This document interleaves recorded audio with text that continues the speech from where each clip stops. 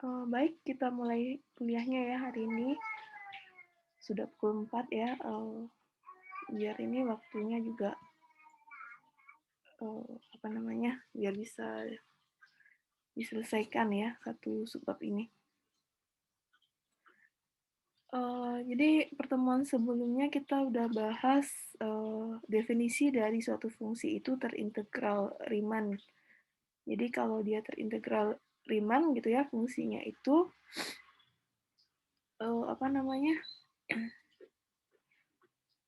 artinya adalah, bahwa untuk setiap epsilon kita bisa mencari delta gitu ya.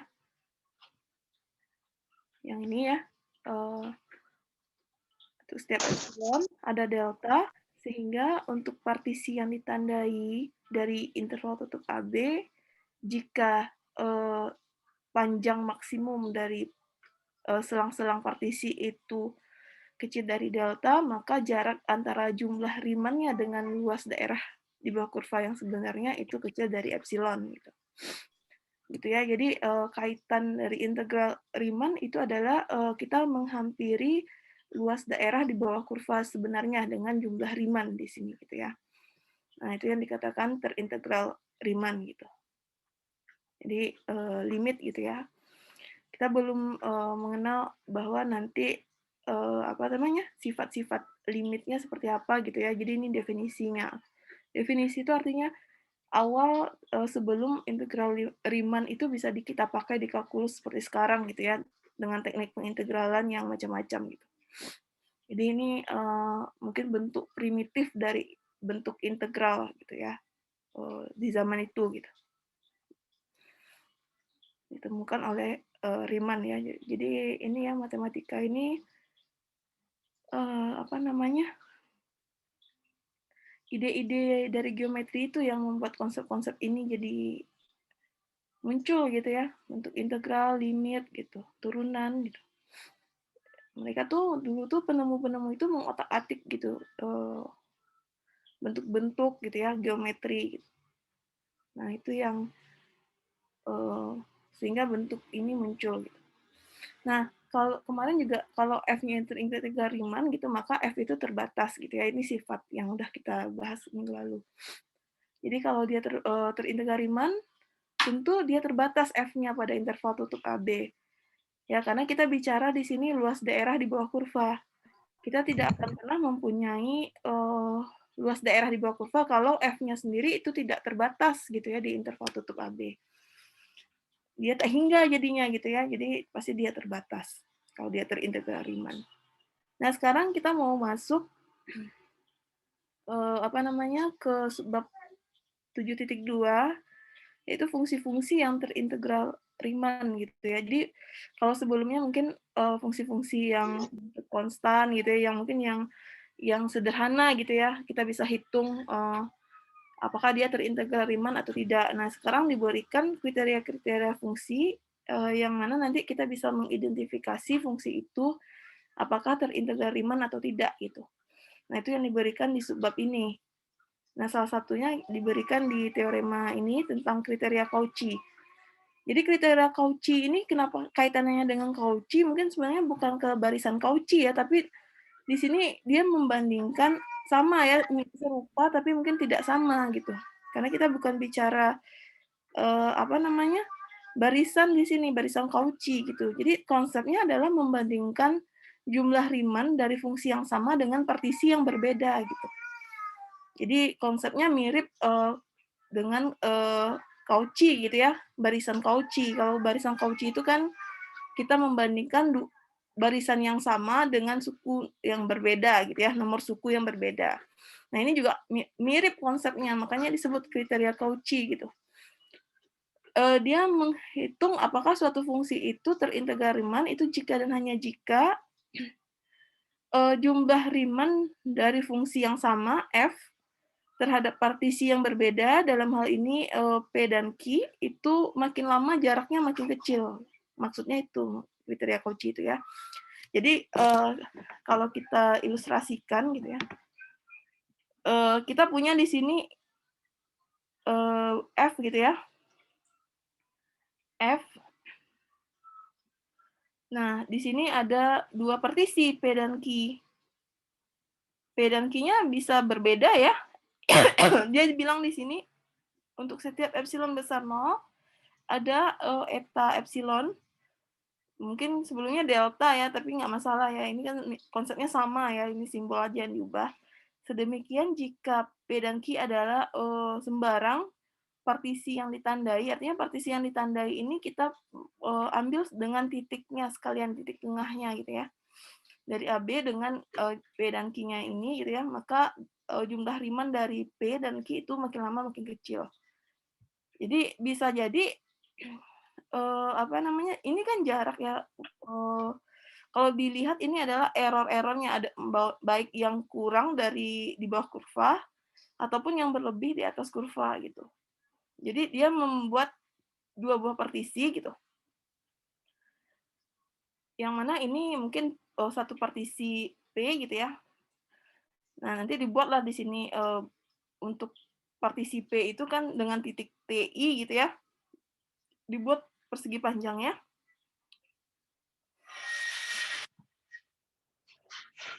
Ya mungkin titiknya di tengah ini gitu ya. Dan ada lagi apa namanya? Partisi Q. Nah, Q itu partisi lain lagi gitu ya, sehingga nanti jika dikurangkan sisaan jumlah Riemann ini dengan jumlah Riemann Q, itu makin lama errornya itu makin kecil ya, sehingga dia mendekati kurva yang sebenarnya. Jadi itu maksudnya dia terintegral Riemann. Jadi kita bisa cek dengan kriteria Cauchy ini apakah suatu fungsi terintegral Riemann gitu. Ya, jadi yang luas ini gitu ya, ini kan plus minus ya, ada yang kurang, ada yang lebih gitu. Tergantung T-nya di mana gitu kita ambil ya. Mungkin gambarnya kurang bagus ini. Jadi kalau saya ambil T-nya di titik ujung gitu ya. Nah, bentuknya seperti ini gitu. Untuk P-nya. Nah, kalau satu lagi mungkin diambil di titik dalam gitu ya. Partisinya mungkin lain gitu. Nah, ini. Nah, ini dikurangi gitu ya dengan gambarnya dempet ya. Ini yang partisi P. Kemudian saya gambarkan lagi untuk yang partisi Q. Coba kira-kira ini bentuk situasinya gitu ya.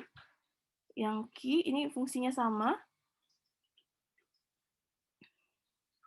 Anggap Q itu partisinya seperti ini gitu ya.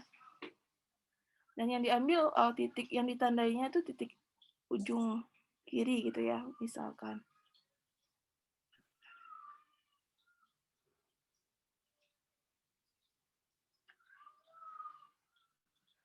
Nah, ini jika dikurangi ya luas daerah yang dibangun oleh jumlah Riemann yang dibangun oleh P dengan jumlah Riemann yang dibangun oleh Q. Nah, itu sisanya itu makin lama itu makin kecil gitu untuk setiap P dan Q yang saya pilih sembarang gitu. Nah, itu akhirnya ya dia akan menghampiri luas daerah di bawah kurva yang sebenarnya gitu. Nah, buktinya mirip ya dengan barisan Cauchy gitu ya. Jadi nanti silakan dipelajari. Tapi ini bukan, sekali lagi bukan kaitannya bukan kepada barisan gitu ya, tapi prinsipnya adalah dia membandingkan jumlah Riemann yang sama dengan partisi yang berbeda gitu. Jadi prinsip ke-Cauchyan itu di situ gitu. Dia membandingkan jumlah Riemann fungsi yang sama dengan partisi yang berbeda gitu. Ya, jadi ini kriteria lain yang bisa kita gunakan untuk menunjukkan dia terintegral Riemann atau tidak fungsi itu gitu ya, dengan selain menggunakan definisi. Nah, ini contohnya kita lihat ya. Misalkan G dari himpunan tutup 03 ke R. Nah, ini yang diberikan pada contoh 714B. 714B. Yang mana itu ya fungsinya? 714B.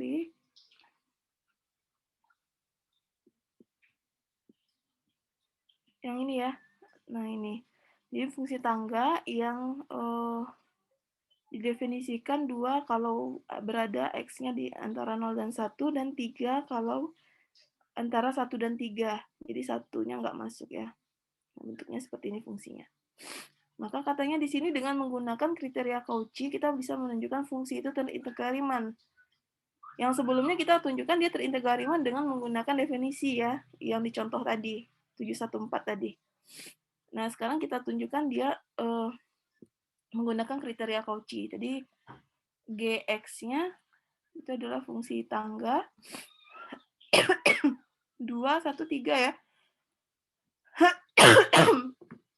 X-nya antara 0 dan 1. Kemudian 1 dan Ano mo itu? Tuh, gale-gale. Kung sarang sudah. 1 dan 3. 2, 3 ya, betul ya.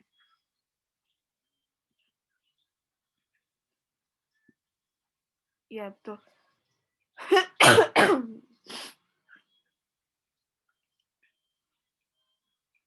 Nah, di contoh itu kita udah tunjukkan gitu ya. Aduh, maaf ya, lagi batuk.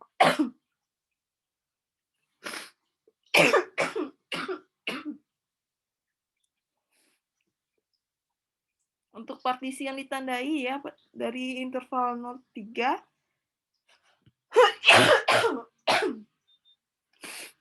dengan normnya ini kan kita sudah tunjukkan dia terintegral Riemann ya. Dengan menggunakan definisi, kita tahu bahwa integral Riemann-nya 8 ya waktu itu ya.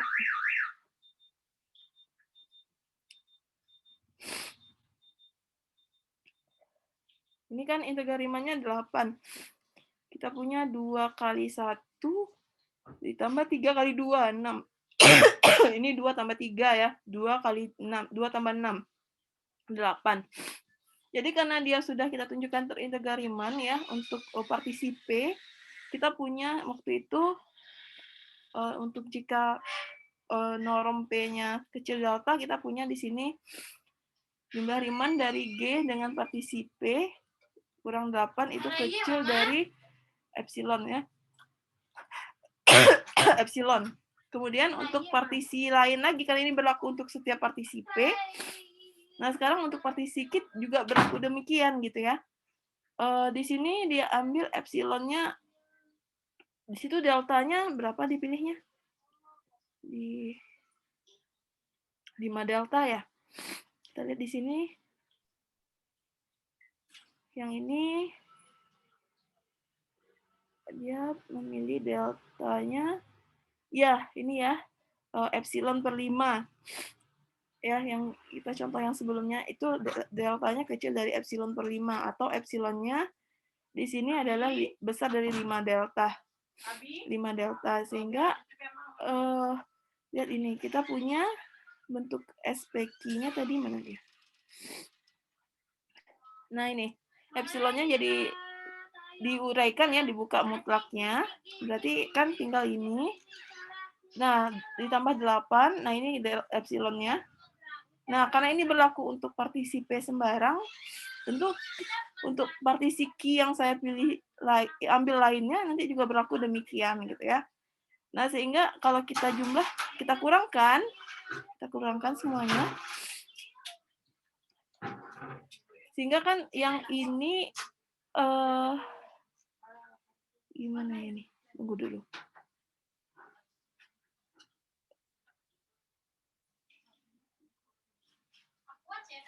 Dikurang, tunggu dulu. Ini mutlak ya.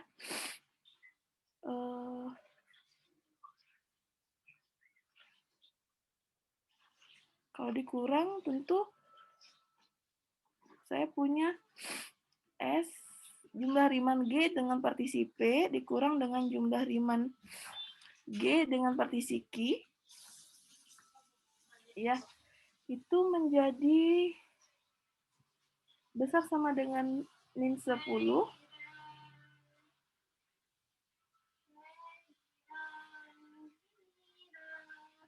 Gimana caranya itu? Besar dari min 10.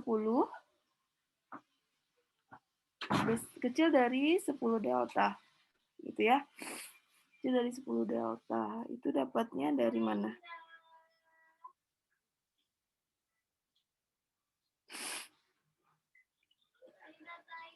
Kalau kita kurangkan tentu yang ini 0 jadinya ya. Kiri dan kanannya 0. Ini 10 delta dapatnya dari mana ini? Kalau ditambahkan ada 16.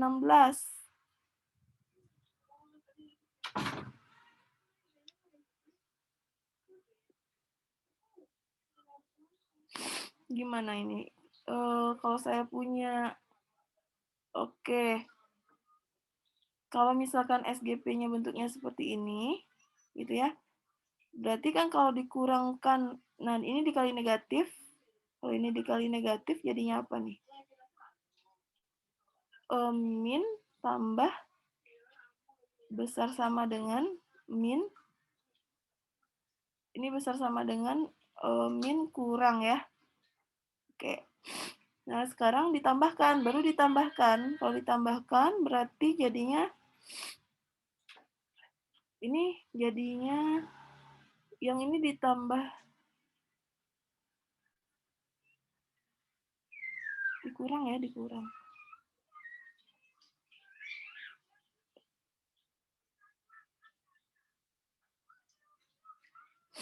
Kalau seperti dikali min dulu, min 8 dikurang 5 delta. Dikurang berarti 5 delta.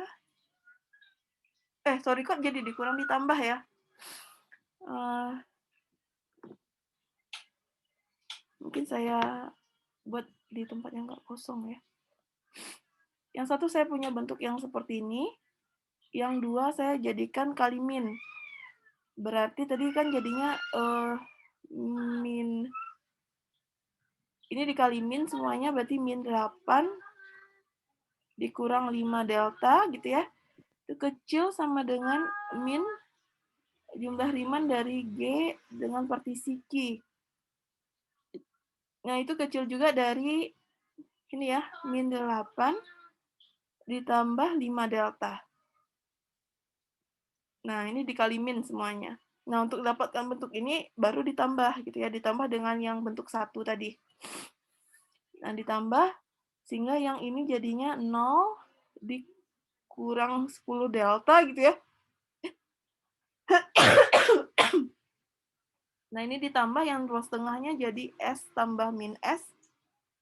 Dan ruas kanannya menjadi 10 delta. Ya, sehingga kalau dijadikan mutlak, bentuknya jadi kecil dari 10 delta. Gitu. Nah, di sini kita tahu dari kriteria Cauchy tadi bahwa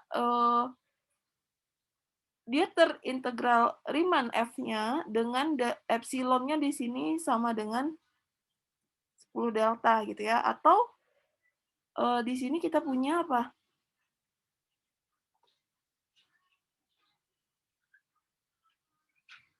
Ya, dia bikin etanya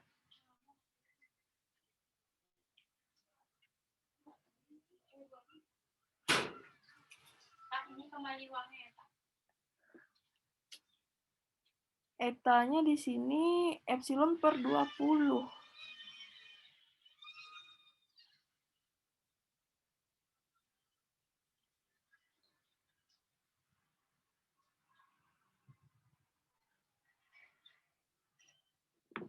Epsilon per 20.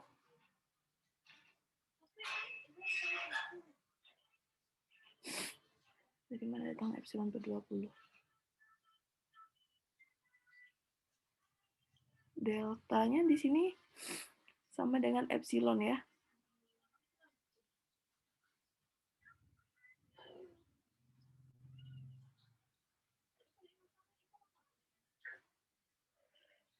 Deltanya di sini tadi 5 epsilon. Oke ya, oke. Nah, di sini kan kita punya tadi norm P-nya kecil dari delta dan norm Q-nya kecil dari delta gitu ya.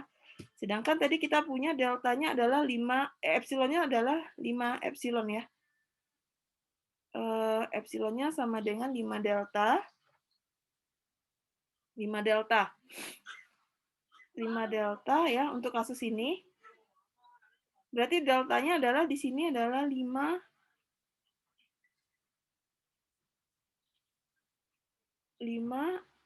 epsilon ya. Jadi artinya di sini delta eta delta ini kan adalah 5 epsilon gitu. Jadi di sini deltanya adalah 5 epsilon. 5 epsilon. Nah, berarti kalau seperti itu, di sini artinya etanya berapa?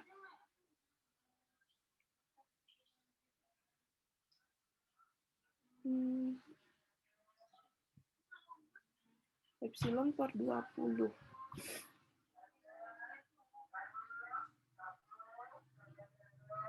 Ini epsilon ya, epsilonnya 10 delta.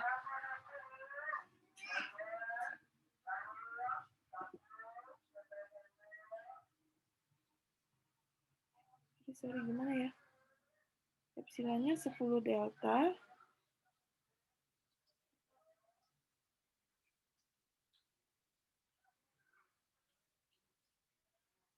Epsilon. Temennya ini kecil dari 10. Kecil dari epsilon.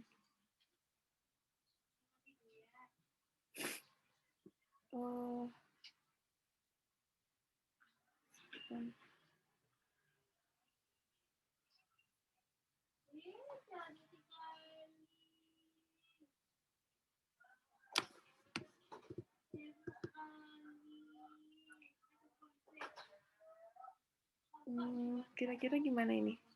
Sebentar.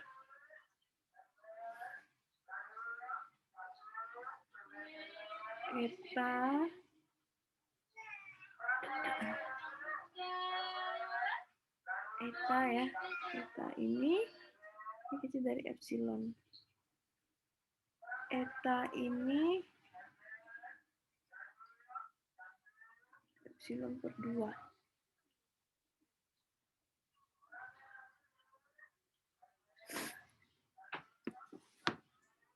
Kalau ini epsilon berarti deltanya adalah epsilon per 10. Ini kenapa epsilon per 20 ya? Kan kita misalkan tadi kan ini harus kecil dari epsilon. Berarti di sini epsilonnya adalah 10 delta. Sehingga kita bisa pilih di sini etanya sama dengan delta ya. Deltanya berarti epsilon per 10. Tapi dia ambil lebih kecil. Epsilon per 10 dibagi 2 gitu ya. Nggak masalah juga ya. Pokoknya intinya etanya lebih kecil dari epsilon per 10 gitu ya.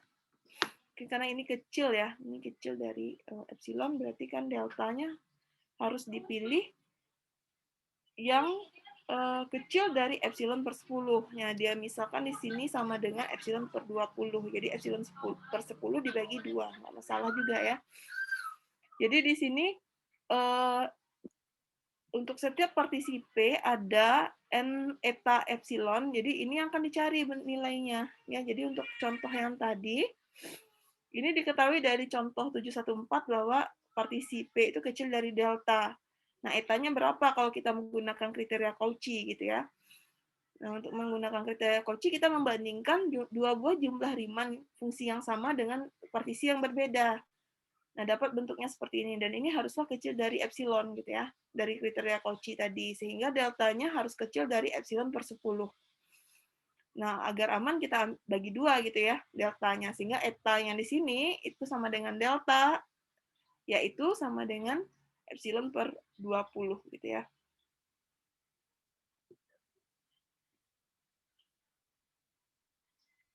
Kira-kira bisa dipahami nggak?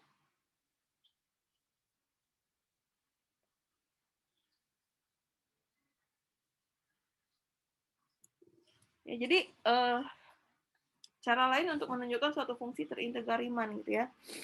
Apakah ini lebih mudah dari yang lain dari definisi ya tergantung ya yang mana yang kira-kira mudah dipahami. Jadi di sini kita mencari eta sehingga ini berlaku gitu ya. Ketaksamaan terakhir ini berlaku. Nah, untuk yang contoh B-nya, nah ini kriteria suatu fungsi itu tidak terintegral Riemann gitu. Ya negasinya lah ya, negasi dari kriteria Cauchy tadi gitu. Kalau untuk setiap epsilon besar dari 0 berarti ada epsilon besar dari 0, sedemikian untuk setiap eta yang besar dari 0 gitu ya. Negasi dari ini, dari bentuk ini. Nah, ini. Jadi negasi untuk setiap, for every, itu jadinya terdapat. Nah, yang terdapat jadinya negasinya untuk setiap gitu ya. Dan untuk sembarang ini jadinya terdapat gitu ya. Nah, ini negasinya. Jadi ini negasinya. Terdapat epsilon besar dari 0 kalau dia tidak terintegrasi Riemann, artinya dia tidak memenuhi kriteria Cauchy tadi gitu.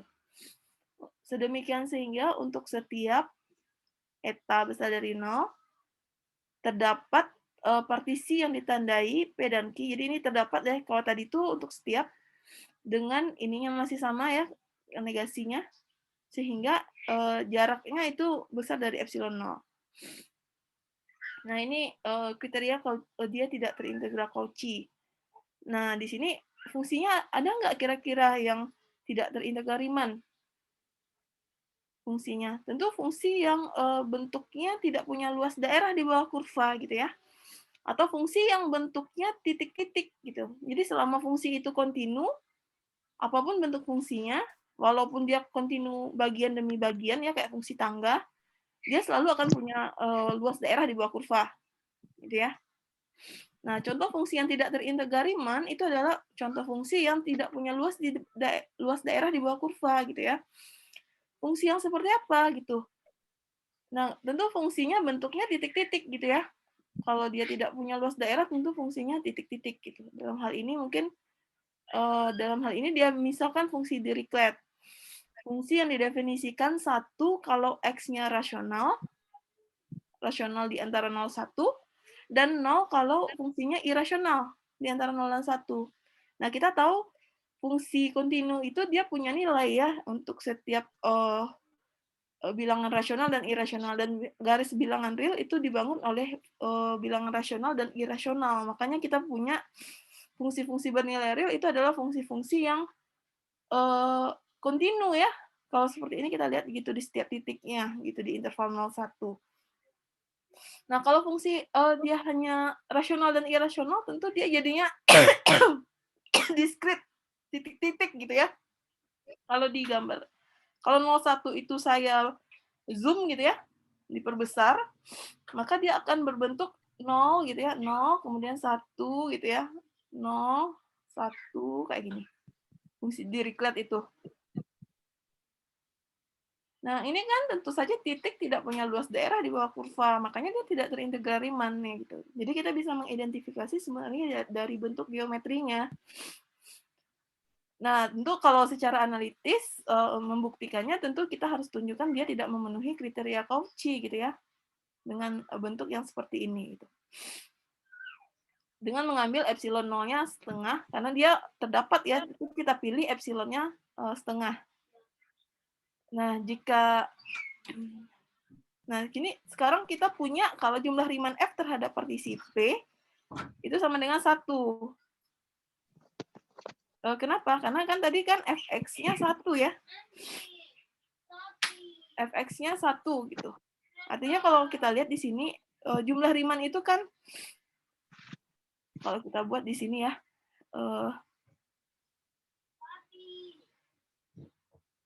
untuk bilangan rasional ya.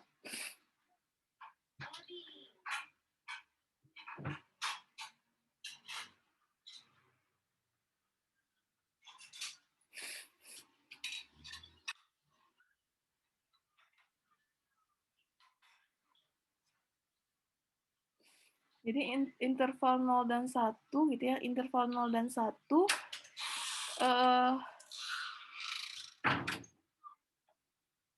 ini kenapa jumlah Riemann-nya 1? Jumlah Riemann F dengan partisi P untuk titik apa namanya? Dengan titiknya itu adalah bilangan rasional, maka jumlah Riemann-nya 1 gitu. Dan kalau titiknya itu irasional gitu ya, maka jumlah Riemann Q-nya itu 0.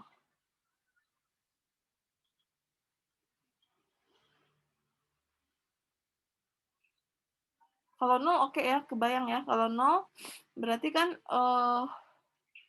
kalau dia irasional kan nilai fungsinya 0 kali lebarnya ya. Lebarnya di sini kan delta X gitu ya, delta X. Berarti 0 ya. Dijumlahkan semua titiknya jadi 0 gitu. Kalau misalkan dia titiknya adalah titik bilangan rasional titiknya, maka dia jadi 1. Fungsinya 1.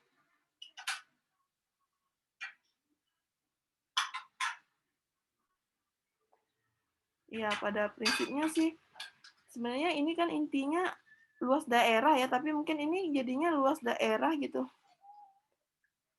Bentuknya tapi garis-garis seperti ini gitu.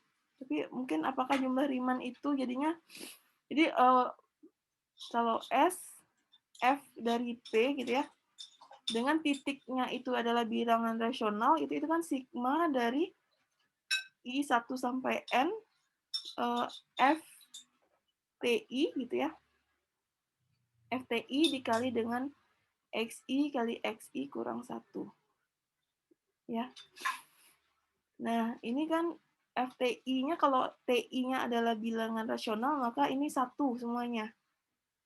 1 semua. Sehingga yang sisa itu adalah sigma XI kurang XI kurang 1. Nah, ini kan jadinya deret teleskopis ya, dia akan menyisakan titik ujung aja. Dalam hal ini 1 dan 0. Jadi ini nilainya adalah 1 gitu. Nah, kalau yang bilangan irasional, titiknya irasional, maka fungsi FTI-nya ini 0. Jadi 0 dikali 1, 0 gitu ya. Nah, sehingga kalau kita lihat di sini, jarak antara S dan SFP dengan SFQ-nya itu besar dari setengah ya, 1 dikurang 0.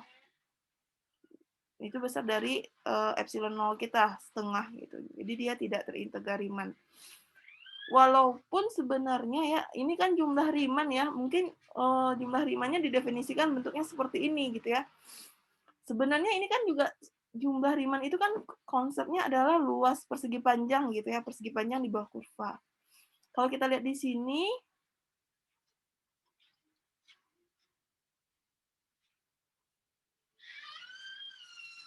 titik yang ditandainya bilangan irasional. Tentu luas daerahnya di sini tidak ada ya. Dia bentuknya garis-garis. Tapi mungkin emang didefinisikan seperti itu gitu ya. Jadi walaupun dia tidak berbentuk luas gitu ya. Contoh ya, kalau di sini kan partisinya.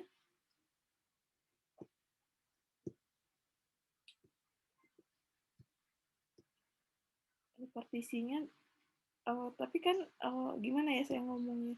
Jadi antara dua buah bilangan, ya bentuknya seperti ini saja ya. Garis-garis saja gitu. Garis-garis saja gitu. Karena antara satu titik irasional dengan bilangan rasional tuh kosong nilainya gitu.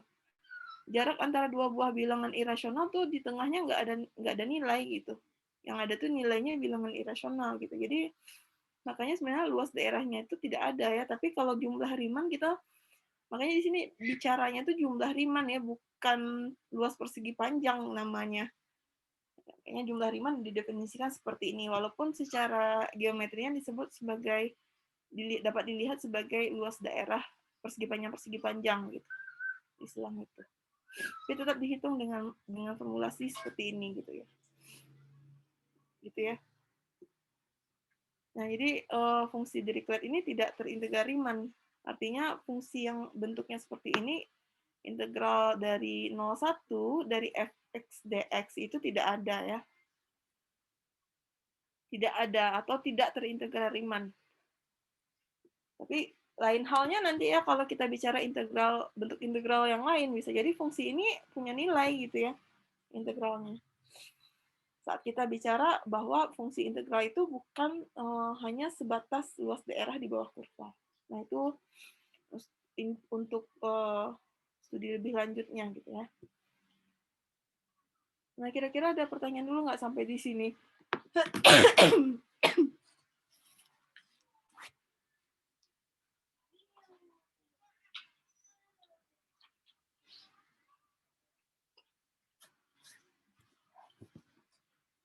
Jadi itu ya kriteria suatu fungsi terintegral Riemann. Jadi integral Riemann di sini masih kaitannya dalam bentuk jumlah Riemann. Kita belum kenal bentuk integral atas, integral bawah, dan seterusnya.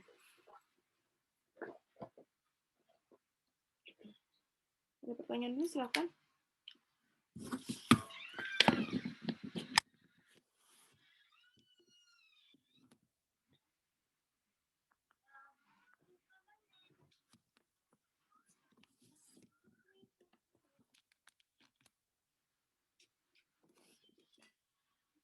Kalau enggak, kita lanjut ya ke teorema Apit. Nah, ini mungkin sudah sering kita dengar ya di kalkulus juga ya. Apalagi kalau mencari integral dari fungsi-fungsi yang bentuknya trigonometri gitu ya. Kita bisa hitung dengan menggunakan teorema Apit.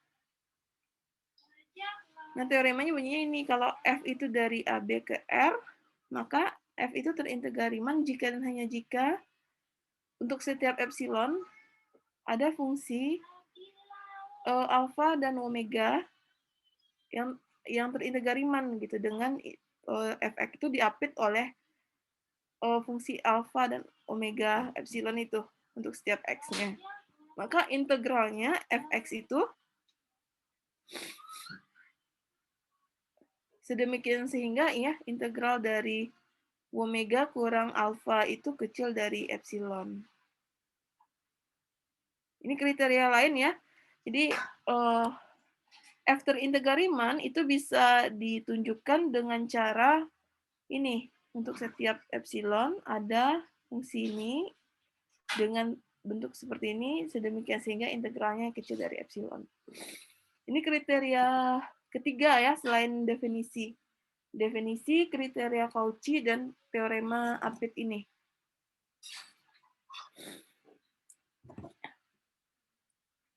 Coba kita lihat apakah buktinya perlu dijelaskan.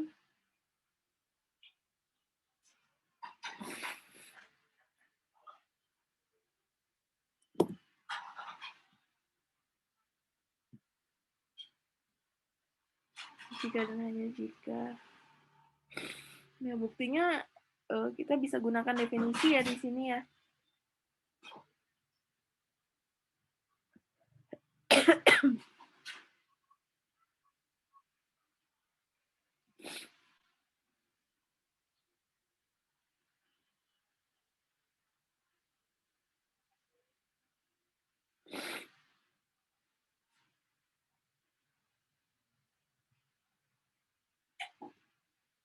Ya, ini silakan ini ya dibaca buktinya nggak terlalu susah ya. Jadi kalau dari kiri ke kanan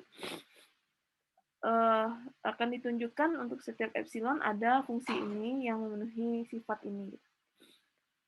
Jadi dia pilihlah di sini karena terdapat, dia pilih alfa dan omeganya sama dengan F.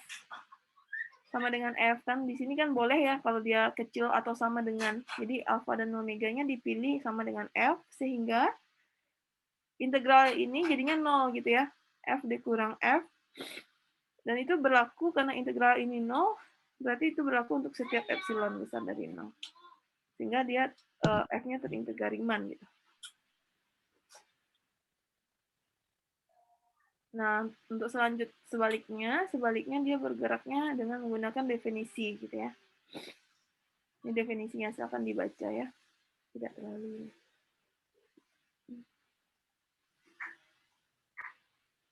ya, definisi dan kombinasi dari kriteria Cauchy tadi gitu ya. Kriteria Cauchy.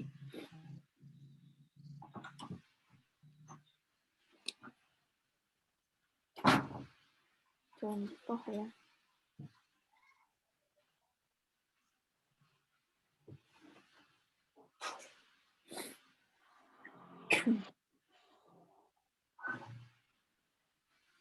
Contohnya nggak ada ya. Mungkin nanti ya kita lihat contohnya. Ini mungkin ada yang contoh.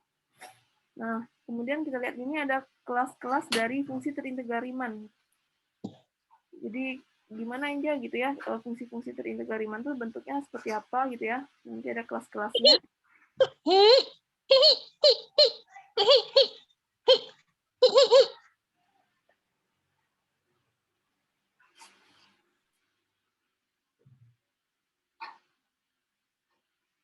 Nah, ini teorema Apit gitu ya. Ini fungsi C itu adalah fungsi tangga. Kita lihat di sini apa nih. Jika J adalah subinterval dari AB, dan titik ujungnya itu C kecil dari D, J itu berarti, jadi di sini J-nya itu, kadang buku ini nggak to the point juga ya, jadi kita bacanya pun harus pelan-pelan gitu. C kecil dari D. Jadi J ini subinterval dari interval tutup ini memiliki titik ujung C kecil dari D. Kenapa dia nggak tulis J-nya ini aja gitu ya? Ya ini nggak harus tutup ya, atau mungkin oh ya karena dia nanti terkait dengan integral Riemann mungkin ini tutup. Kita lihat selanjutnya ya, ini tutup gitu ya. Dan si J ini fungsi tangga ya, si J itu 1 kalau X-nya elemen J dan 0 kalau X-nya bukan elemen J, artinya X-nya berada di interval tutup AB tapi bukan elemen J. Maka si J itu terintegral Riemann dan integralnya sama dengan D kurang C, katanya. Jadi ini adalah bentuk-bentuk fungsi tangga ya. Jadi 1, jadi kalau saya gambarkan ya, ini adalah AB, AB. Nah, di dalam AB ini ada CD intervalnya. Nah, semua titik yang berada di dalam CD itu nilainya 1, nilai fungsinya. Ya, misalkan seperti ini ya, ini 1. Nah, selain itu 0. Jadi untuk X yang ada di luar C dan D, yang elemen AB itu 0 di bawah. Nah, itu terintegral Riemann katanya. Dengan luas daerah atau dengan bentuk fungsi yang seperti ini, itu dia terintegral Riemann dan integralnya sama dengan D kurang C. Sebenarnya kan ini jadinya luas daerah ini saja ya, persegi panjang ini. Ini berapa nih? Tentu kan tingginya 1, lebarnya D kurang C, makanya integralnya D kurang C gitu ya. Jadi fungsi yang seperti itu bentuknya. Fungsi tangga ya, ini kita lihat salah satu contoh fungsi tangga. Itu dia terintegral Riemann, fungsi-fungsi yang bentuknya seperti itu gitu secara umum itu adalah terintegral Riemann dengan luas daerahnya atau nilai integralnya D kurang C. Nah, buktinya gimana? Dia ngasih clue saja gitu ya, dia pilih deltanya sama dengan epsilon per 4. Kita coba ya. Ambil pertama buktinya ya. Epsilon besar dari 0. Sembarang. Akan dicari delta epsilon besar dari 0 sedemikian sehingga untuk setiap partisi P yang ditandai gitu ya, dengan norm dari partisi P, ini norm ini maksimum dari selangnya yang paling panjang ya, sub intervalnya kecil dari delta epsilon, maka jarak antara apa tadi, jumlah Riemann dari C dengan partisi P dengan ini boleh pakai definisi, boleh pakai kriteria Cauchy ya, dengan luas daerahnya. Luas daerahnya di sini kan, luas daerah yang sebenarnya adalah C kurang D ya. C kurang D kecil dari epsilon. Ya, jadi kita mencari deltanya. Nah, perhatikan di sini.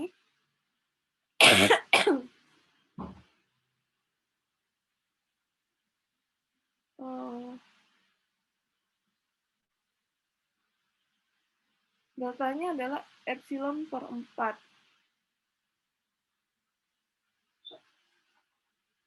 1, 0 ya. 1, 0.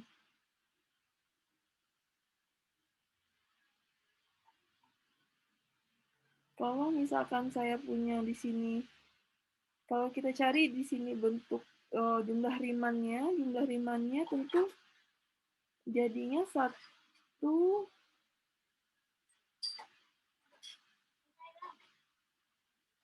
C kurang D juga ya.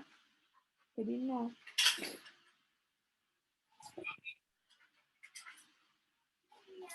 C epsilon per 4. Kira-kira kalau pakai definisi membantu nggak ya?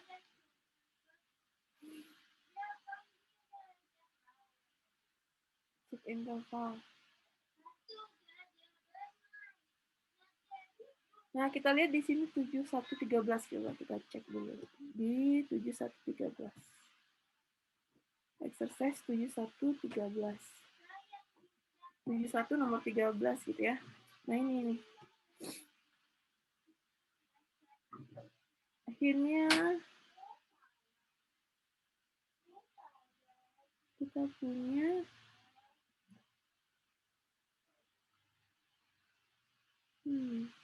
kenapa ini ya? Ini alfanya 1 ya. D kurang C.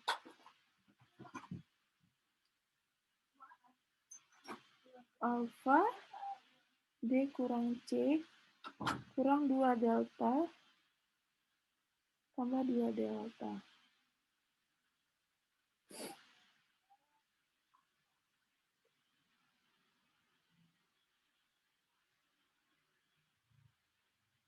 Alfanya besar dari 0.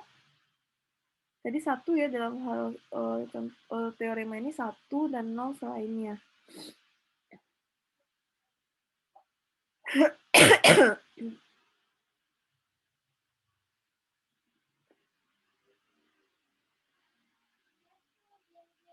Ya, di sini deltanya kenapa dia dipilih epsilon per 4 alfa ya? Epsilon per 4 alfa. Jumlah Riemann itu alfa kali D kurang C kurang 2 delta. 2 delta.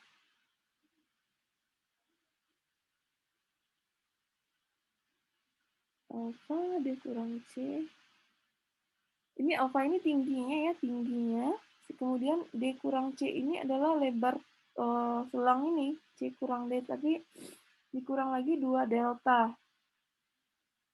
Oh, oke.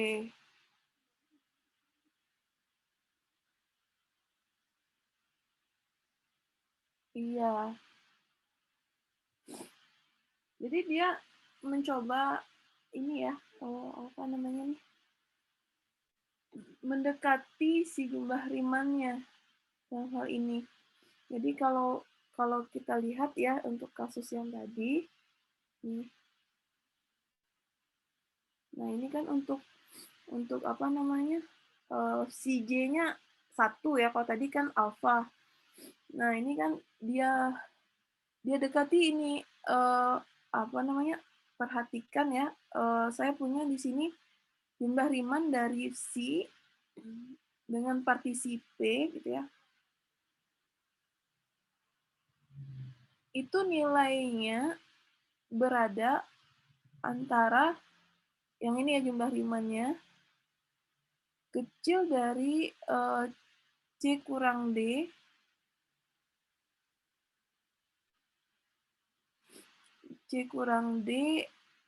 sebenarnya ini berlaku, ini mungkin sama dengan kali ya, tapi itu bisa kita pakai. Kalau tadi kan alfanya sembarang, kalau ini kan 1.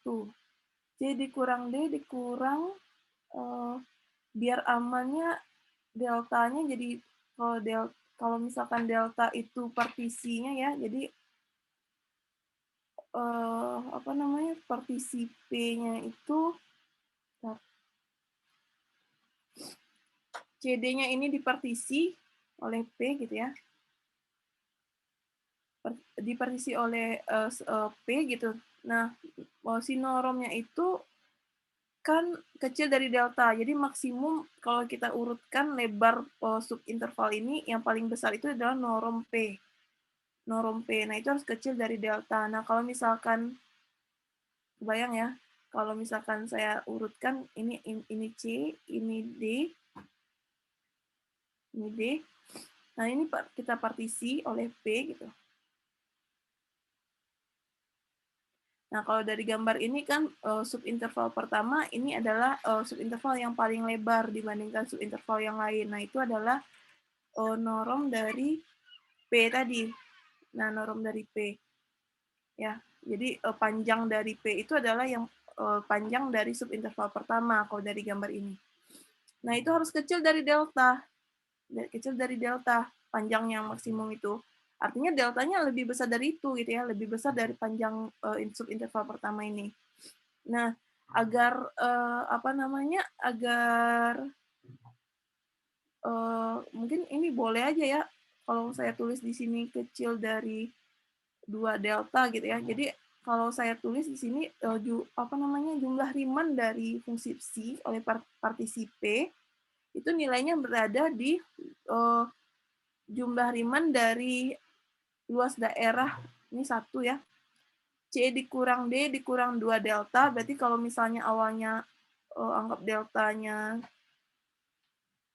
saya nggak leluasa ya. Saya ini aja lah ya pakai papan tulis whiteboardnya aja. Ini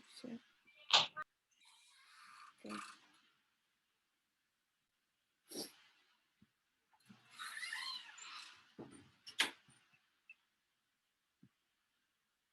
Mana ya?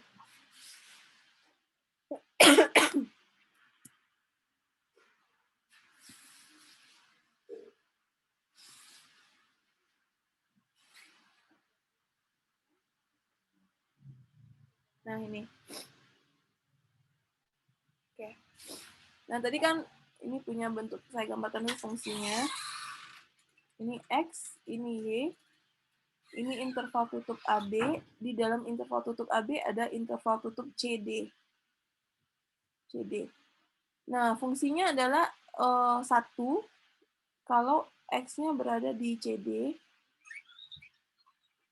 Nah, yang ini ya. Dan 0 kalau X-nya di luar CD, tapi berada di dalam interval tutup AB. Ya. Oke. Nah, ini dia ingin menghampiri si jumlah Riemann dari fungsi psi. Ini adalah fungsi psi tadi. Si X. Dengan partisi P, itu dihampiri nilainya dengan menggunakan prinsip Apit tadi gitu. Jadi yang pertama luas ini jumlah Riemann-nya kan dengan partisi P itu kan sebenarnya adalah persegi panjang ini ya. Persegi panjang ini gitu. Yang saya arsir ini. Nah, itu nilainya kan berada besar dari luas persegi panjang yang saya perkecil. Ya. Ini diperkecil lebarnya. Ini D dikurang, anggaplah tadi delta itu adalah sesuatu bilangan positif yang lebih besar dari panjang maksimum dari subintervalnya. Jadi anggap ini adalah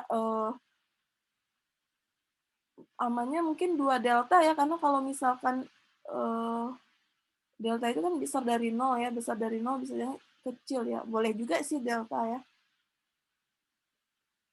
Atau saya ambil di sini 2 delta. Jadi dia dikurang 2 delta. Jadi tentu jumlah Riemann dari persegi panjang CD itu kecil besar dari 1 luas daerah yang dipersempit gitu persegi panjangnya. C dikurang D dikurang 2 delta. Ya, jadi kita apa namanya nih dianggap tidak tahu luas daerah yang sebenarnya di sini ya. Nah, itu akan besar nilainya lebih kecil dari persegi panjangnya diperbesar, diperlebar keluar. Nah, ini ditambah yang ini gitu ya. Jadi kalau saya tulis di sini 1 dikali C kurang D, D-nya digeser keluar, berarti D tambah 2 delta. Gitu. Nah, ini kan jadinya saya bisa tulis C kurang D kurang 2 delta. Yang ini jumlah Riemann C tadi gitu ya, terhadap partisi P, yang kanannya menjadi 1 C kurang D tambah 2 delta. Tujuannya adalah memunculkan bentuk apa namanya nih, luas yang sebenarnya ini. Ini kan kalau dimutlakkan ya sifatnya, atau dikurang dulu dengan C kurang D semua ruas. Berarti saya punya min 2 delta S si P, nah itu kecil dari dikurang C kurang D, sorry, ini dikurang C kurang D, kecil dari 2 delta. Nah, sekarang dengan menggunakan sifat nilai mutlak, saya punya di sini mutlak dari jumlah Riemann C dengan partisi P, jaraknya dengan C kurang D.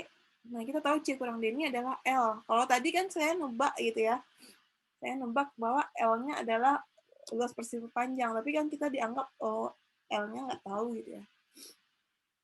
Nah, ini kecil dari 2 delta. Nah, ini saya maunya kan kecil dari epsilon. Berarti di sini pilih deltanya sama dengan epsilon per 2. Sebenarnya kalau misalkan apa namanya? Ya, deltanya sama dengan epsilon per 2 ya, sehingga ini sama dengan epsilon. Jadi sebelumnya pilih delta. Nah, tapi di sini apakah harus 2 delta gitu ya? Ya, jadi tujuannya adalah menunjukkan ini, sehingga si C itu terintegral Riemann gitu ya, dengan deltanya sama dengan epsilon per 2. Nah, sekarang pertanyaannya adalah apakah si deltanya, epsilonnya itu harus 2 delta gitu ya? Epsilonnya apakah harus 2 delta?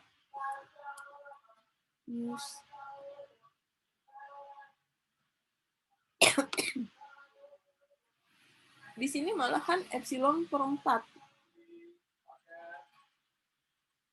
Epsilon per 4.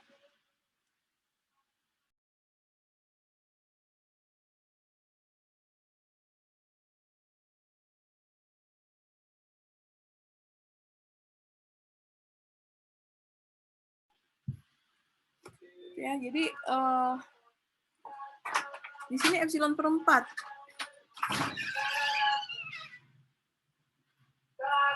Sebenarnya ini dari, coba kita lihat di sini.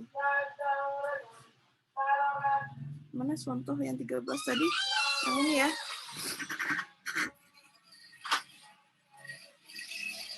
Di sini 4, epsilon per 4 alfa.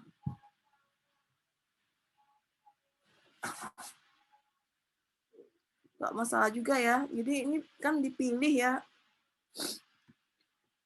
Kalau saya pilih, kalau misalkan tadi saya, apa namanya? Gimana saya? Nah ini. Kalau ini saya kurang delta juga nggak masalah sebenarnya, sehingga nanti deltanya sama dengan epsilon. Tapi kan sebenarnya biar lebih aman, semakin kecil deltanya, ya kan kebayang ya, kalau semakin kecil deltanya, itu kan maksimum tadi, kan si P itu kan kecil dari delta epsilon ya. Kecil aja, salah. Kecil. Nah, ini kan artinya maksimum dari subinterval itu harus kecil dari delta epsilon. Nah, kalau semakin kecil delta epsilonnya semakin bagus. Artinya nilai yang sebenarnya itu, nilai jumlah Riemann-nya itu mendekati nilai yang sebenarnya. Gitu ya. Jadi kalau deltanya semakin kecil, artinya subinterval itu yang paling besarnya pun juga kecil gitu. Jadi sehingga luas daerah di bawah kurvanya itu sangat dekat ke jumlah Riemann-nya gitu ya. Jadi makanya di sini kalau saya kali 2 deltanya juga, delta saja sebenarnya juga nggak masalah gitu ya. Jadi kalau delta saja berarti kan di sini jadinya epsilonnya jadinya sama dengan delta ya, deltanya sama dengan epsilon. Nggak salah gitu ya. Mungkin ini artinya kecil dari epsilon. Jadi deltanya dipilih kecil dari epsilon per 2. Epsilon per 4 juga nggak masalah. Intinya kita harus menunjukkan bahwa nanti pemilihan deltanya itu harus kecil dari epsilon gitu ya. Ya, jadi konsepnya adalah memperkecil dan memperbesar, menggeser-geser lebar dari persegi panjang ini yang tingginya 1 untuk menghampiri nilai yang sebenarnya gitu ya. Jadi kalau bentuknya persegi kayak gini, kita menggeser-gesernya nggak ke atas lagi gitu, tapi kiri dan kanan gitu. Karena di sini C dan D-nya adalah interval di dalam A dan B. Jadi artinya kalau digeser ke dalam dan digeser ke kanan gitu ya, nah deltanya semakin kecil deltanya, artinya dia akan mendekati nilai L yang sebenarnya persegi panjang ini. Ya, jadi semakin kecil deltanya, artinya kan dia yang ini bergeser ke kanan, yang di luar ini akan mengecil ke kiri gitu. Nah, seperti itu. Jadi dia mendekati nilai yang sebenarnya. Ya, kira-kira buktinya seperti itu.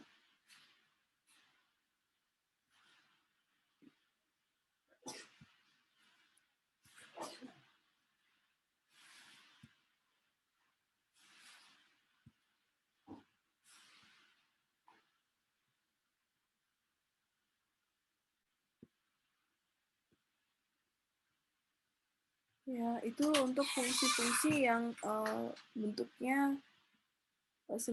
bukan semi ya, bentuk khusus dari fungsi tangga. Itu fungsi tangga juga ya, tapi bentuknya khusus gitu ya.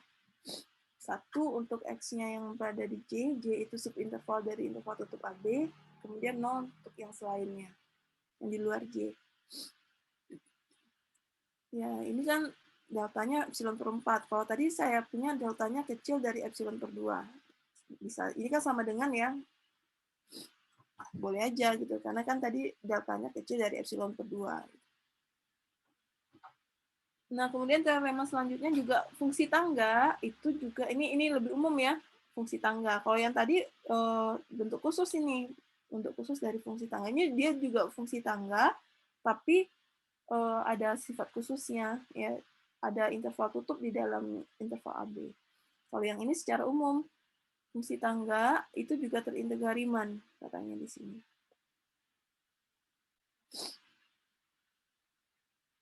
Ya, artinya kalau dia bentuk umum dari fungsi yang di teorema di lemma 724 ini berarti buktinya juga tinggal diganti gitu ya. K-nya di sini kan tadi 1 ya, ini jadi K. K ini artinya dia kan konstan di beberapa selangnya berapa nilainya gitu ya. Ya tinggal dikombinasikan gitu ya. Kalau tadi kan ini kan D kurang C itu lebar intervalnya, nah ini dikali 1 gitu ya. Tingginya kan 1. Nah kalau ini integralnya jadi K. K ini nilai fungsinya di interval J.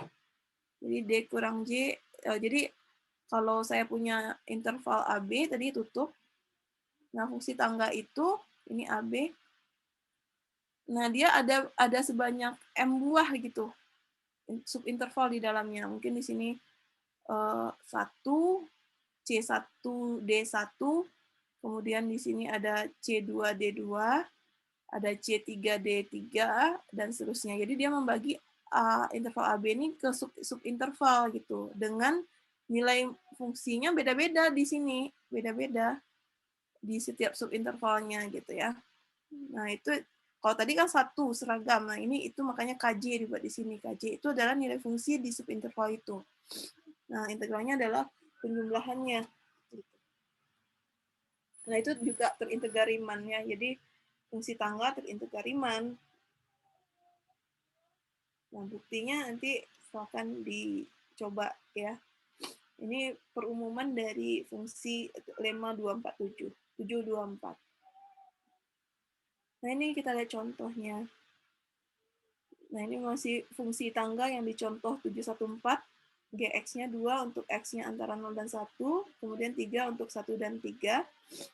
Itu adalah fungsi tangga kan, dan kita udah tunjukkan dia terintegra Riemann dengan definisi dan dengan kriteria Cauchy tadi ya. Nah, itu juga kita bisa hitung ya dengan lemma 2742 tadi bahwa dia fungsi tangga. Oke, bukan 743 ya, 743 ini 725. Dengan teorema 725 kita bisa hitung integralnya dengan menjumlahkan sebanyak, kalau ini kan hanya 2 ya, G-nya 2. Jadi subinterval tutup 0,3. Kalau untuk contoh A ini kan 0,3 itu dibagi ke 2 subinterval saja. 0,1 digabung dengan 1,3. Nah, sehingga di sini K-nya hanya 2 dan 3. Jadi M-nya penjumlahannya hanya ada 2 karena dibagi 2 subinterval. Nah, ini lebar subinterval pertama, 1 kurang 0. Nah, ini lebar subinterval kedua, 3 kurang 1. Nah, itulah integralnya. Gitu. Nah, kemudian contoh yang B, Hx sama dengan X. Nah, dia definisikan fungsi tangga ya, tapi intervalnya itu dibagi 0,1 itu, interval 0,1 itu dibagi sebanyak N. Ya, jadi fungsi Hx sama dengan X itu subinterval dari tutup 0,1 dibagi sebanyak subinterval N buah. Dengan titik-titiknya, titik-titik ujungnya. Interval pertama 0 dan 1/n. Interval keduanya 1/n/2n itu titik ujungnya ya. Nah, titik ujung paling ujungnya 1 gitu ya. Dan didefinisikan fungsi tangganya itu alpha n dan omega n. Tentu subinterval ini disjoin ya karena dia dibagi partisi dulu gitu, dipartisi dulu, tidak ada yang apa namanya beririsan gitu. Kan definisi partisi kan memang tidak boleh beririsan gitu. Nah, ini subintervalnya. Nah, didefinisikan fungsinya seperti ini. Ini fungsi tangga gitu ya. Jadi alpha nx itu H dikali K kurang 1/n untuk X-nya berada di selang ini. Ini fungsi tangga ya, intinya ini adalah fungsi tangga. Nah, integralnya di antara 0,1 itu sama ya, penjumlahan dari ini K-nya. Nah, ini 1/n ini adalah lebar dari subintervalnya, sebanyak n buah. Jadi, lebarnya karena ini dipartisinya sama panjang ya, jadi interval 0,1 dibagi n sama panjang, maka lebar dari subinterval ini adalah sama panjang 1/n. Gitu ya, 1/n. Nah, ini dijumlahkan. Jadi intinya kalau saya punya n buah fungsi tangga, kita bisa juga menghitungnya itu dengan menjumlahkan semua luas daerah di subinterval itu.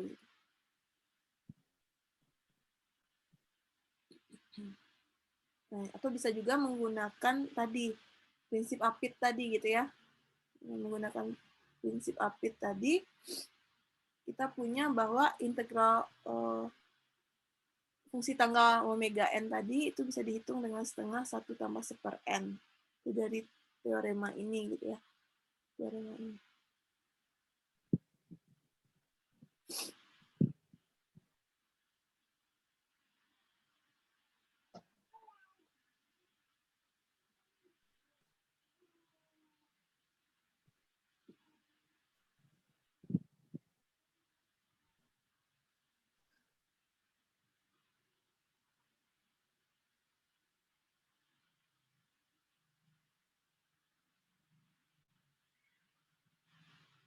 Jadi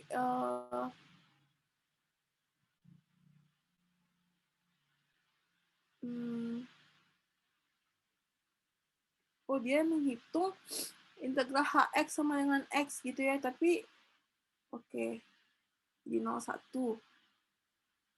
Jadi intinya ini adalah ini X, ini Y. Nah, ini integral Hx sama dengan X di 0,1. Jadi dia menggunakan prinsip apit itu dengan, jadi dia ingin menghitung apakah fungsi ini terintegra Riemann atau tidak gitu ya. Jadi dia ingin menghitung dengan menggunakan prinsip apit gitu. Jadi dia mencari fungsi yang mengapit Hx sama dengan X. Dalam hal ini adalah alfa dan omega.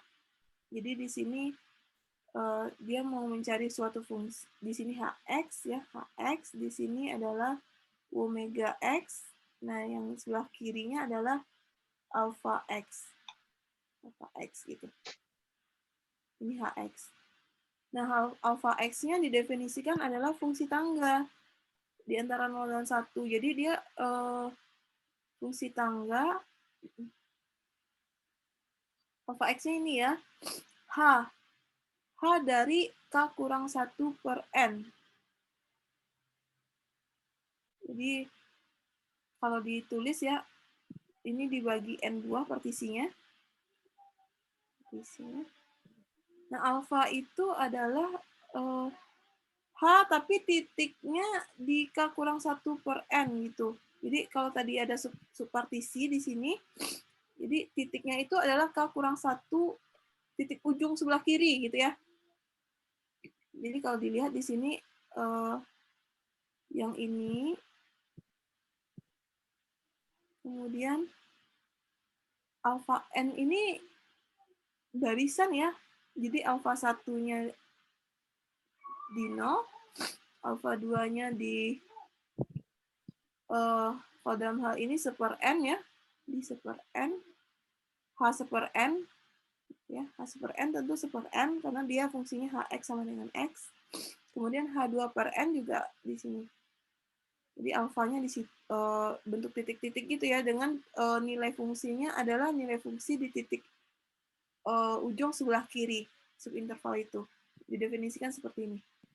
Kemudian K-nya dari 1 sampai N kurang 1 ya, tentu saja karena titik ujungnya yang partisi KN, titik ujung sebelah kirinya N kurang 1 gitu.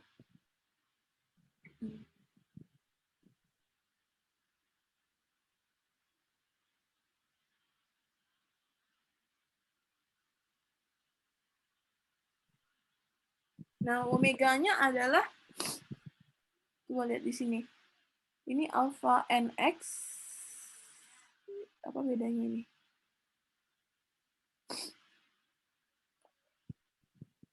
Ini kalau X-nya berada di K kurang 1 sampai K per N.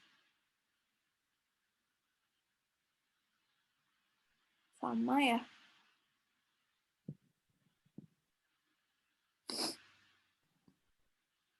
Jadi alpha N itu adalah nilai minimum dari H pada setiap subintervalnya. Nah, dengan cara yang sama didefinisikan omega N itu adalah nilai maksimum dari H di setiap subintervalnya. Jadi kalau yang omega itu diambil yang kanan gitu. Titik-titik ujung sebelah kanan subintervalnya gitu.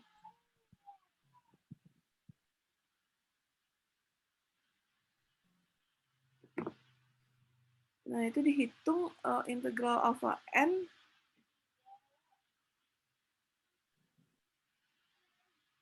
ya, ini jadinya titik-titik ya sebenarnya ya. Dan omega N-nya tentu dalam hal ini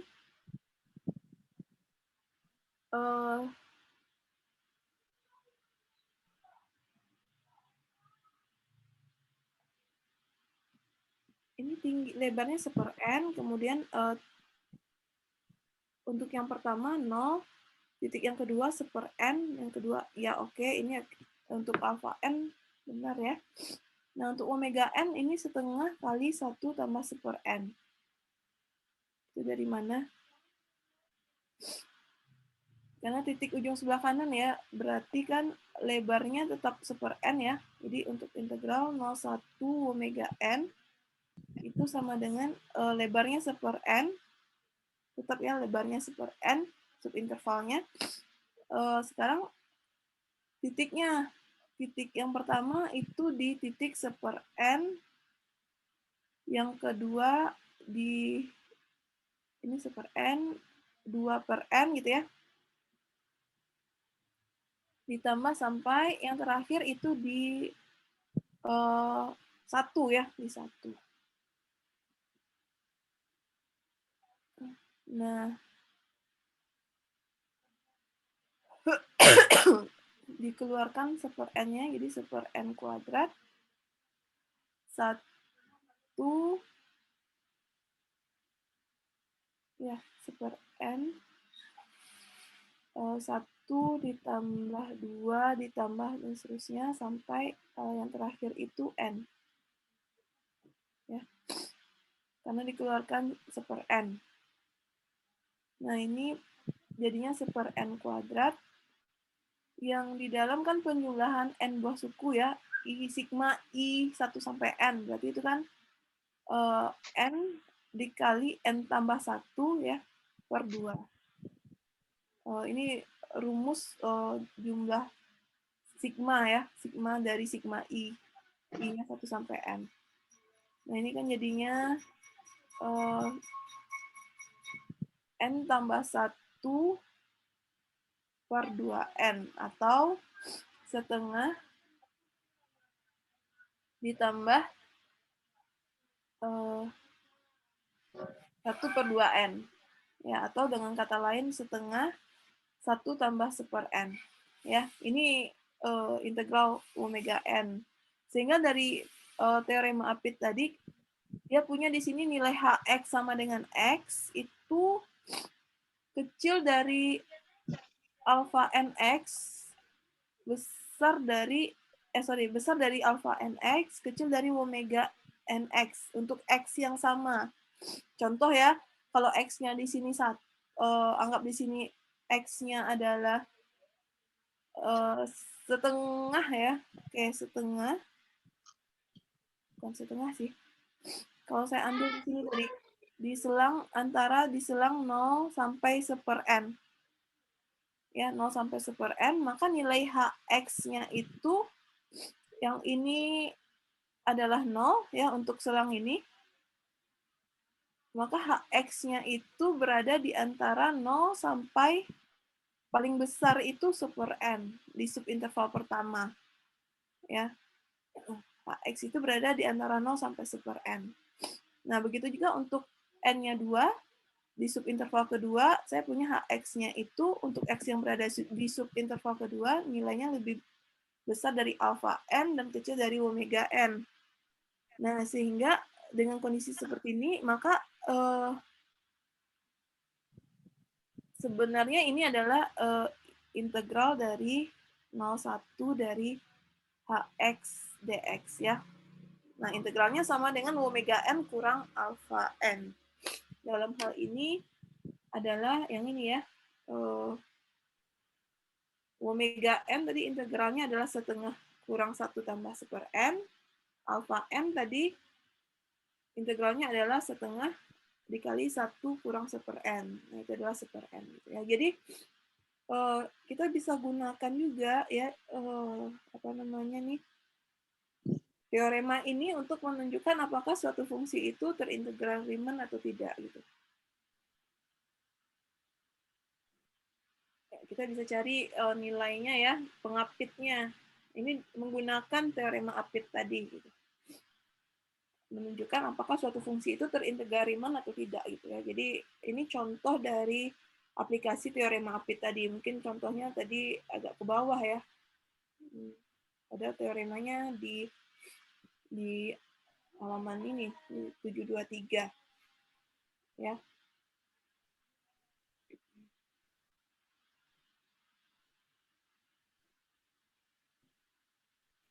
Kira-kira ada pertanyaan?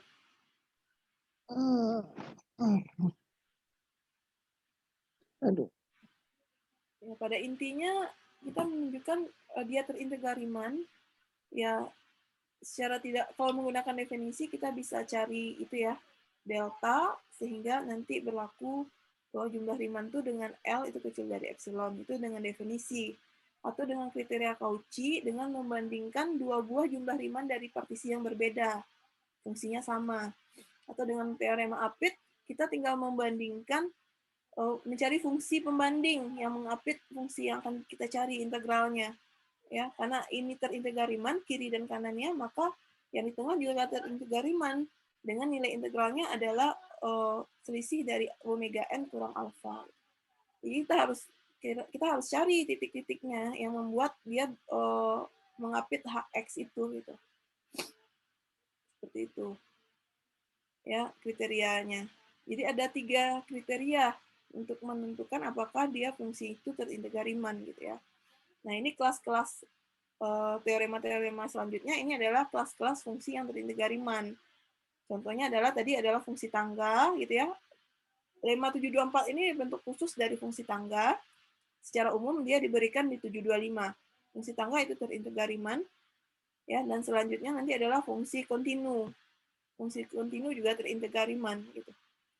Ya kalau kita lihat ya fungsi kontinu itu kan pasti mempunyai luas daerah di bawah kurva gitu ya, pasti dia terintegral Riemann. Nah, buktinya nanti kita lihat. Coba di sini ada pertanyaan dulu nggak? Dan fungsi monoton ya, monoton juga terintegral Riemann. Itu kelas-kelas fungsinya. Ada pertanyaan dulu sampai kriteria suatu fungsi terintegral Riemann ini.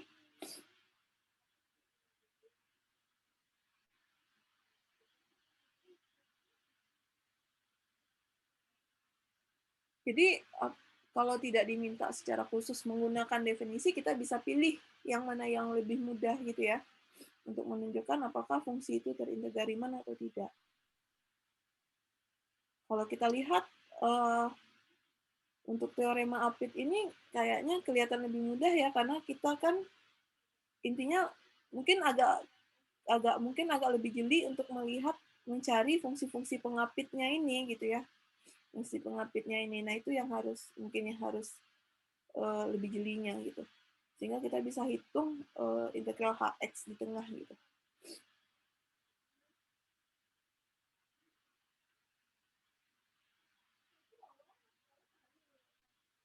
Ya.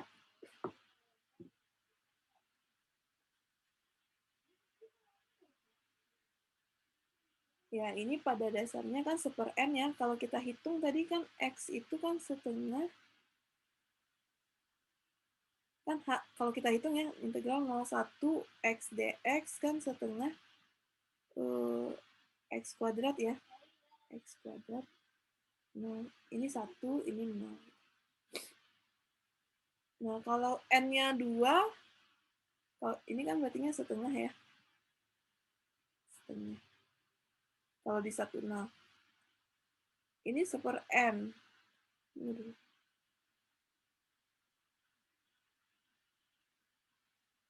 Karena epsilon diberikan sembarang, we can choose n.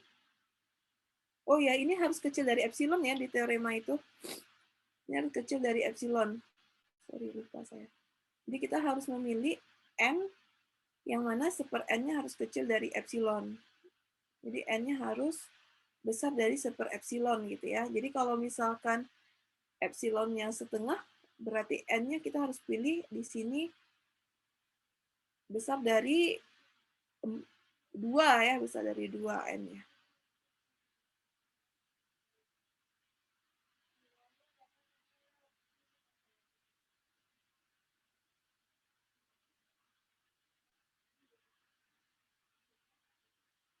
Karena untuk setiap epsilon kita bisa pilih n sedemikian sehingga 1/n-nya kecil dari epsilon.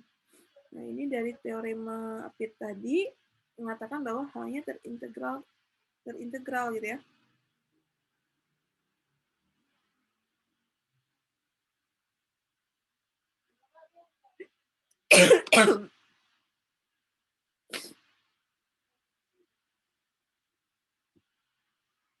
Oke.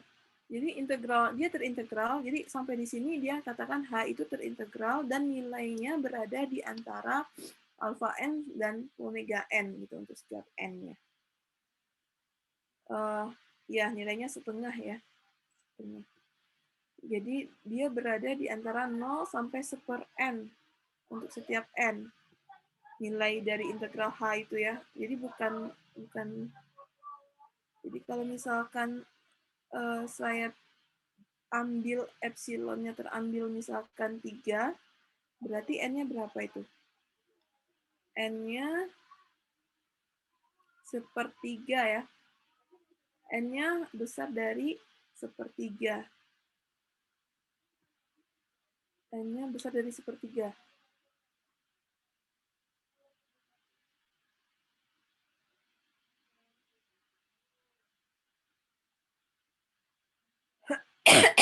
Berarti di sini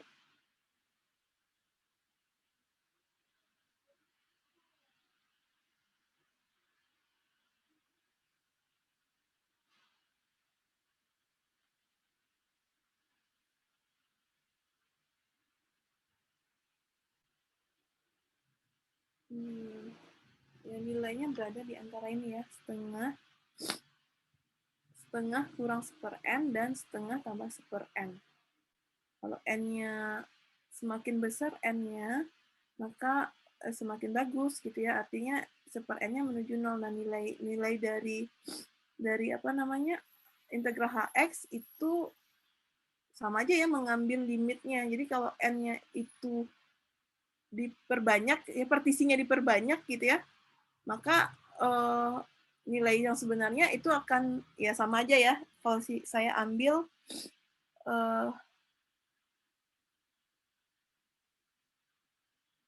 apa namanya ini, integral apa ya? Ini jumlah Riemannnya ya, jumlah Riemann.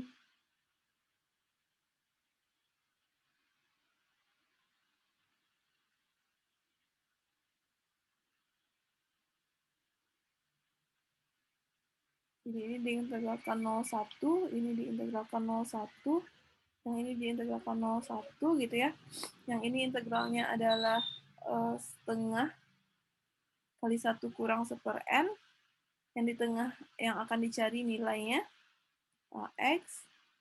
Dan yang ini juga integralnya adalah setengah 1 tambah 1/n.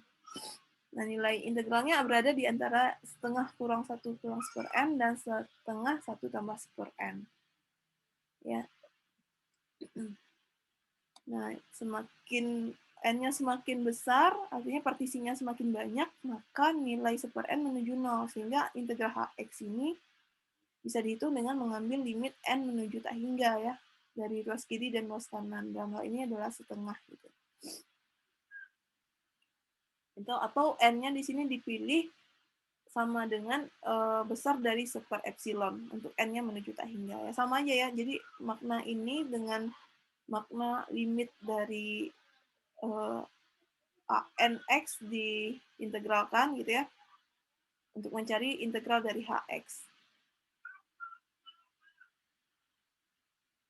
Ya, jadi kalau ini kecil, ini artinya kalau integral ini kecil dari epsilon, artinya nilai limit integral hx-nya itu sama dengan yang ini, setengah kurang 1 kurang 1/n, n-nya menuju tak hingga untuk n-nya besar dari 1/epsilon gitu ya.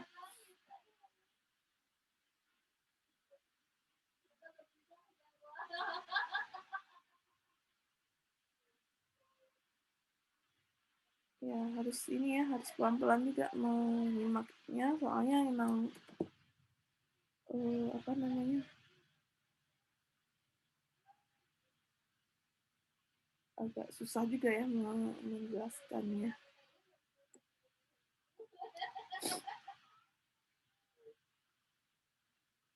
Nah, selanjutnya silakan ya dibaca kelas fungsi terintegral Riemann lainnya adalah fungsi-fungsi kontinu dan fungsi-fungsi monoton. Ya, jadi fungsi monoton itu terintegral Riemann dan fungsi kontinu itu juga terintegral Riemann. Buktinya di sini dia menggunakan teorema Apit juga ya untuk fungsi kontinu. Nah, dia menggunakan teorema Apit dengan mengapit fx itu dengan alfa dan omega. Gitu ya. Alfa dan omeganya didefinisikan di titik-titik ujung tadi. alfanya itu adalah F di titik ujung sebelah kiri atau titik minimum dari F, dan omeganya didefinisikan di titik yang sebelah kanannya gitu ya, dari F. Silakan dibaca dan dipelajari, dipahami ya. Nah, sehingga nanti dia punya bentuk yang seperti ini, dan ini harus kecil dari epsilon. Kemudian ada fungsi monoton juga. Fungsi monoton di sini juga ya alfa dan omega juga ya. Jadi kayaknya memang agak lebih mudah membuktikan suatu fungsi itu terintegrariman dengan menggunakan teorema Apit dibandingkan dengan menggunakan definisi, karena definisi mungkin kelihatannya lebih abstrak gitu ya. Dan memang delta yang kita pilih itu juga kadang karena dia tidak langsung berkaitan dengan jumlah Riemann gitu ya, bukan suatu fungsi dari jumlah Riemann gitu ya, makanya agak sedikit tricky gitu untuk menemukan deltanya. Tapi kalau untuk yang teorema Apit ini kan lebih nggak terlalu abstrak dianya gitu. Jadi kita cukup mencari fungsi yang mengapit fungsi yang akan dicari, apakah dia terintegrariman atau tidak gitu. Sehingga saya punya bentuk yang seperti ini.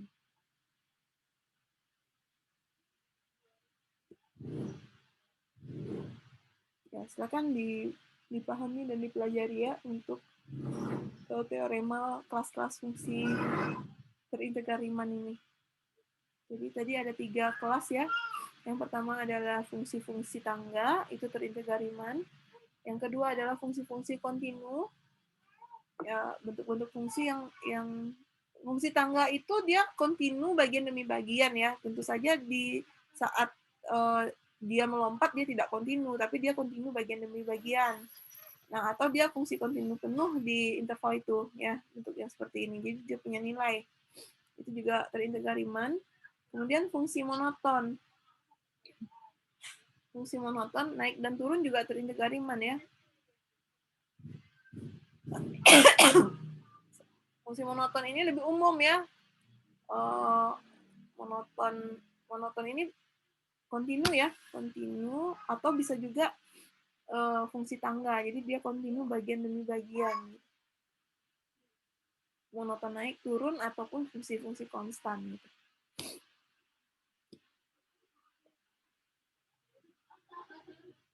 Ya.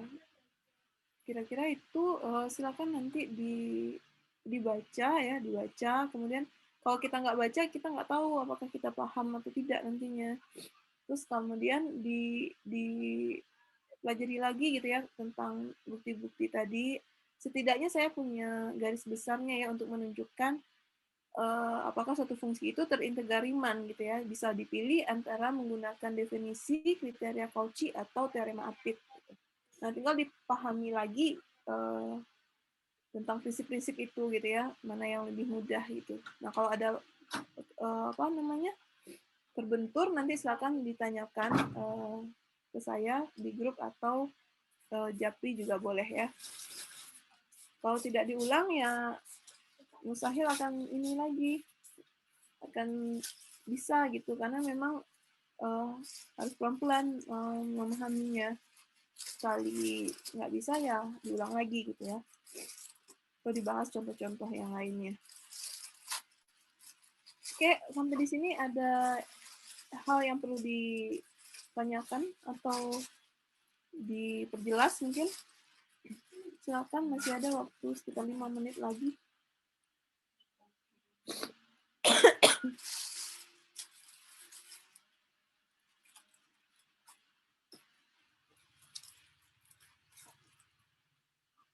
Kita coba lihat silabusnya ini. Teorema Apit, oke, teorema 727, 727, 728, nanti mas, ini udah ya 728, dan teorema 729, 7213.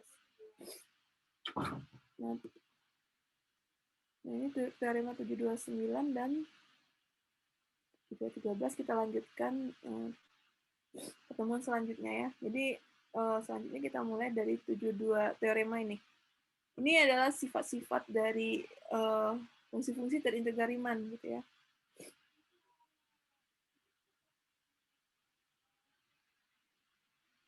Kita lanjutkan di pertemuan selanjutnya. Silakan kalau ada pertanyaan.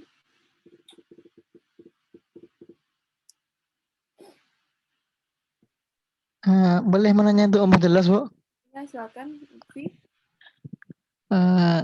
Enggak agak ragu aja dengan istilahnya, Bu. Kelas fungsi ini maksudnya kelompok fungsi kan, Bu, atau Ya, kumpulan fungsi kan? ya. Kelas fungsi ya. Jadi Iya, fungsi-fungsi kelas fungsi. enggak, jadi dia mengelompokkan seperti fungsi kontinu. Fungsi kontinu itu kan banyak ya. Ada fungsi polinom gitu ya, ada fungsi trigonometri gitu. Nah, dia kelompokkan menjadi fungsi kelas fungsi kontinu. Jadi secara umum dia membawa nama fungsi kontinu gitu. Jadi nggak dibahas satu-satu gitu. Kayak fungsi tangga juga banyak gitu ya. Ada fungsi apa namanya bilangan bulat terbesar gitu ya. Ada fungsi yang didefinisikan bagian demi bagian gitu. Nah itu udah mewakili kelas fungsi tangga gitu. Nah, fungsi manapun juga seperti itu. Jadi di sini secara umum dia buat gitu ya. Jadi nggak per kasus gitu, nggak per kasus. Kayak misalkan fungsi polinom dibahas lagi gitu. Apakah dia terintegrasi Riemann gitu kan? Nah itu kan per kasus namanya. Nah di sini dibawa nama kelasnya saja. Ya. Oke, Bu, udah lumayan lah. Udah jelas, Bu. Jadi Oke. dia buktinya juga nanti ini menggunakan teorema Apit ya. Jadi dia kan sebenarnya kayak fungsi tangga, fungsi kontinu. Dia membuktikan dia terintegrasi Riemann. Jadi tujuannya adalah menunjukkan dia terintegrasi Riemann. Nah, di sini dia menggunakan buktinya detailnya menggunakan teorema Apit gitu ya. Jadi ujung-ujungnya dibawa ke definisi kriteria Cauchy atau teorema Apit gitu. Nah, kalau ada nanti soal contoh misalkan buktikan fungsi x kuadrat itu terintegrasi Riemann. Itu adalah kasus khusus teorema 727 gitu. Dengan f-nya adalah fungsi x kuadrat gitu. Ini kan secara umum, f-nya tidak dirinci kan, f-nya secara umum aja fungsi kontinu di sini. Nih, kontinunya di sini ya. Kontinu uniform. Nah, ini yang kekontinuannya nanti dipakai. Jadi apapun fungsinya dengan sifat kekontinuan tanpa harus tahu bentuk bentuk khusus atau bentuk implisit fungsinya, dia bisa ditunjukkan dia terintegrasi Riemann gitu ya. Nah, kalau ditanya nanti x kuadrat, ya itu contoh khusus dari teorema 727 gitu. Atau kalau x kuadrat juga dia monoton ya, monoton naik juga itu adalah contoh khusus teorema 728 gitu ya. Seperti itu. Ada lagi? Ya, ini nggak bisa ya sekali aja, jadi coba dipahami lagi, atau misalkan ada contoh soal yang sederhana, dimulai aja untuk dicoba gitu ya, menunjukkan dia terintegrasi Riemann dengan contoh, dengan tiga kriteria tadi gitu. Yang sederhana aja dulu. Nah, nanti kalau ada benturan, nanti silakan ditanyakan ya. Saya bisa ditanya kapan saja ya, kalau nanti via pesan gitu ya, via WA atau apa gitu ya. Nanti kalau sempat baru dibalas. Jadi tidak kalau misalkan ingat tengah malam juga silakan gitu ya. Paling balasnya besok pagi. Gitu. Ya jadi ini ya saya membuka sekali gitu ya kalau untuk bertanya Mbak senang gitu ya. Jadi jangan diharapkan mengerti langsung ya, nggak akan gitu ya, karena kan belajar juga tidak hanya di kelas ini aja gitu, waktunya juga terbatas gitu. Oke ya, saya akhiri dulu ya pertemuan hari ini. Jadi nanti silakan dibaca-baca juga untuk pertemuan selanjutnya tentang teorema penjumlahan ini. Ada beberapa sifat ya terkait dengan teorema atau sifat-sifat dari integrasi Riemann.